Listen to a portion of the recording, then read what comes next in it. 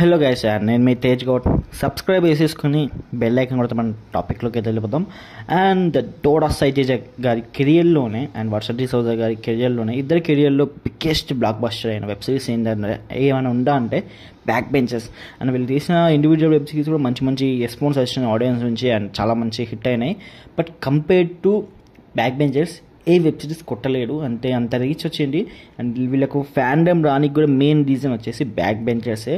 So ఇద్దరి craze పెరిగిపోయింది. And దొరసజ గారి క్రేజ్ అయినా అండ్ ఇంకా అందులో యాక్ట్ చేసే ప్రతి ఒక్కరిది అండ్ క్రేజ్ అది పెరిగిపోయింది వెబ్ సిరీస్ వల్లనే. సో సీజన్ 1 ఒక బ్లాక్ బస్టర్ అండ్ దాని నుంచే చాలా మంచి రెస్పాన్స్ వచ్చి అండ్ చాలా ఫ్యాండమ్ పెరిగిపోయింది. దాని తర్వాత సీజన్ 2 దాన్ని కంటిన్యూ చేసింది ఆ ఫ్యాండమ్ని. అండ్ చాలా రెండు వెబ్ సిరీస్ అనేది చాలా బాగున్నాయి. సీజన్ 1 అండ్ సీజన్ 2 చాలా చాలా బాగుంటాయి. అండ్ ఒకటి స్కూల్ లైఫ్ మీద చేసి, ఇంకోటి ఇంటర్ని బేస్ చేసుకొని చేసిళ్ళు. ఇప్పుడు వచ్చేసి ఇంజనీరింగ్ లైఫ్ని బేస్ చేసుకొని తీస్తాడని చెప్పాడు ఆల్రెడీ. సో ఇది ఎప్పుడు వస్తుంది అని చాలామంది వెయిట్ చేస్తున్నారు.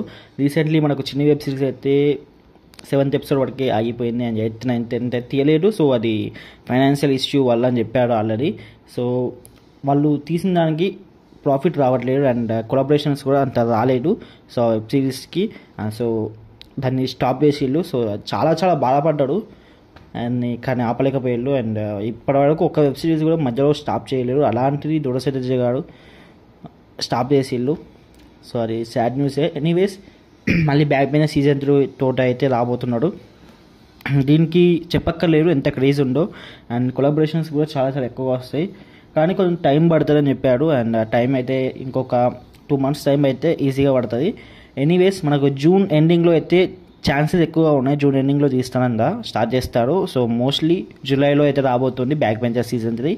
సో ఇది ఆడియన్స్కి అయితే గుడ్ న్యూస్ అని చెప్పచ్చు.